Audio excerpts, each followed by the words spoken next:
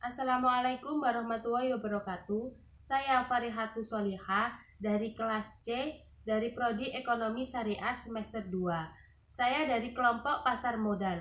Di sini saya akan menjelaskan tentang menarik antusias masyarakat dalam mengenal investasi di pasar modal. Di sini saya akan menjelaskan tentang pengertian investasi. Dalam kamus ekonomi, investasi diartikan sebagai pengorbanan nilai masa sekarang untuk masa yang akan datang, yang menghasilkan lebih banyak uang, baik melalui sarana yang menghasilkan pendapatan maupun melalui ventura yang berorientasi pada risiko yang dirancang untuk mendapatkan perolehan modal. Menurut Lubis, menyatakan bahwa dalam menentukan sebuah investasi, investor memerlukan informasi-informasi yang merupakan faktor-faktor penting sebagai dasar untuk menentukan pilihan investasi. Seorang investor bisa berinvestasi pada aset real seperti emas, tanah, dan sebagainya, atau investasi pada aset finansial seperti saham, obligasi, dan sebagainya. Ada beberapa hal yang harus dilakukan ketika memutuskan untuk berinvestasi. Investor harus menentukan sekuritas yang dipilih. Selanjutnya ada proses investasi. Dalam menentukan sekuritas yang akan dijadikan sebagai wadah investasi, ada beberapa proses yang akan diperlukan seorang investor sebelum mengambil keputusan. Yang pertama, menentukan kebijakan investasi. Investor harus menentukan beberapa banyak investasi tersebut yang akan dilakukan dan tujuan investasi yang dinyatakan dalam return dan risiko. Keuntungan berhubungan positif dengan risiko. Ketika investor menginginkan keuntungan yang lebih besar, maka investor harus siap menanggung risiko yang besar pula. Begitu juga sebaliknya, jika investor tidak berani menanggung risiko besar, maka keuntungan yang akan diterima kecil. 2. Analisis sekuritas. Analisis sekuritas dapat dilakukan dengan menggunakan analisis teknikal dan analisis fundamental. Jika sekuritas tersebut dianggap mispriced, harganya salah, mungkin terlalu tinggi atau terlalu rendah. Namun, jika sekuritas dianggap wajar, maka pemilihan sekuritas didasarkan atas preferensi risiko mampu ditanggung investor. Yang ketiga, pembentukan portofolio. Portofolio adalah kombinasi atas sekuritas yang dimiliki oleh investor. Tujuan dibentuknya portofolio untuk memperkecil risiko yang ditanggung melalui diversifikasi, yaitu menyebar risiko ke beberapa sekuritas yang dipilih. Yang keempat, melakukan revisi portofolio. Tahap ini merupakan pengulangan tahap sebelumnya. Pengulangan ini bertujuan untuk melakukan perubahan portofolio apabila portofolio sudah tidak optimal lagi atau sudah tidak sesuai dengan preferensi risiko investor. Hal ini bertujuan untuk meninjau kembali apabila portofolio sudah tidak sesuai dengan preferensi risiko investor. Yang kelima, kinerja portofolio. Penilaian terhadap kinerja portofolio diperlukan untuk mengetahui aspek tingkat return yang diperoleh dan risiko yang ditanggung.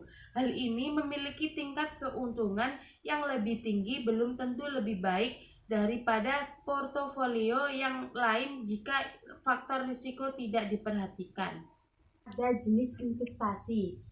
Pada umumnya, investasi dibedakan menjadi dua, yaitu investasi pada aset-aset berwujud dan investasi pada aset-aset finansial.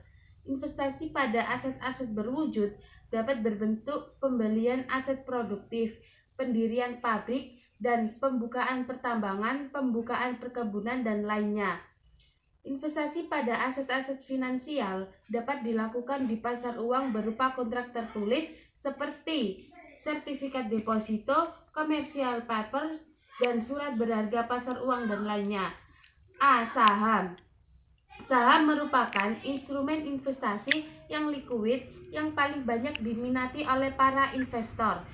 yang berinvestasi di pasar modal. Saham terdiri dari dua jenis, yaitu saham preferen dan saham biasa. Saham preferen adalah jenis saham yang memiliki hak terlebih dahulu untuk menerima laba dan memiliki hak laba kumulatif, yaitu hak untuk mendapatkan laba yang tidak dibagikan pada suatu tahun yang mengalami kerugian, akan tetapi akan dibayar pada tahun yang mengalami keuntungan, sehingga saham preferen akan menerima laba dua kali.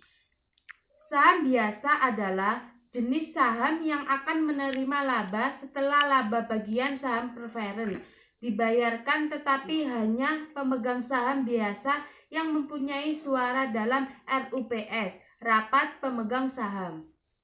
Pada dasarnya, ada dua keuntungan yang diperoleh investor dengan membeli atau memiliki saham, yaitu dividen. Dividen merupakan pembagian keuntungan yang diberikan kepada perusahaan dan berasal dari keuntungan yang dihasilkan perusahaan. Capital gain merupakan selisih antara harga beli dan harga jual. Capital gain berbentuk dengan adanya aktivitas perdagangan di pasar sekunder. Obligasi adalah tanda bukti perusahaan yang memiliki utang jangka kepada masyarakat atau pemegang obligasi dengan periode di atas 3 tahun. Obligasi memiliki beberapa jenis perbedaan, yaitu 1. Dilihat dari sisi penerbit, ada corporate bonds, government bonds, municipal bonds. 2. Dilihat dari sistem pembayaran bunga, ada zero coupon bonds, fixed coupon bonds, dan floating coupon bonds. 3. Dilihat dari hak penukaran atau opsi, ada convertible bonds, exchangeable bonds, callable bonds, dan putable bonds. 4. Dilihat dari segi jaminan, ada secured bonds dan unsecured bonds. 5. Dilihat dari segi nominal, ada konvensional bonds dan retail bonds. 6. Dilihat dari segi perhitungan imbal hasil, ada konvensional bonds dan syariah bonds. C. Reksadana. Reksadana yaitu wadah yang dipergunakan untuk menghimpun dana dari masyarakat pemodal yang selanjutnya akan diinvestasikan dalam portofolio efek, saham, obligasi, valuta asing, dan deposito oleh manajer investasi dengan menerbitkan saham yang akan dijual kepada investor. Risiko investor. Dalam berinvestasi di pasar modal, banyak aspek yang diperhatikan karena dapat berinvestasi ingin mendapat hasil return yang maksimal dengan tingkat risiko yang dapat diterima. Risiko dalam konteks portofolio diservisikan dapat dibedakan menjadi dua, yaitu risiko sistematis dan risiko tidak sistematis. Risiko sistematis adalah risiko yang tidak dapat dihilangkan dengan melakukan diservisikasi, karena fluktuasi risiko ini dipengaruhi oleh faktor-faktor makro yang dapat mempengaruhi pasar secara keseluruhan. Risiko tidak sistematis adalah risiko yang dapat dihilangkan dengan melakukan diservisikasi, karena risiko ini hanya ada dalam satu perusahaan atau industri tertentu. Baik, selanjutnya ada pengertian pasar modal. Pada dasarnya, pasar modal merupakan tempat diperjualbelikan berbagai instrumen jangka panjang seperti utang, ekuiditas saham, dan instrumen derivatif dan instrumen lainnya. Pada pasar modal merupakan sarana pendanaan bagi perusahaan maupun institusi lain. Misalnya pemerintah sebagai sarana bagi kegiatan berinvestasi. Ada lembaga pasar modal. Yang pertama, Bappepan LK, Badan Pengawas Pasar Modal dan Lembaga Keuangan. Yang kedua, Bursa Efek. Yang ketiga, Lembaga Clearing dan Pinjaman LKP. Yang keempat, Lembaga Penyimpanan dan Penyelesaian LPP. Yang kelima, Perusahaan Efek. Yang keenam, Lembaga Penunjang Pasar Modal. Yang ketujuh, Profesi Penunjang. Yang kedelapan, Pemodal. Dan yang terakhir adalah emiten.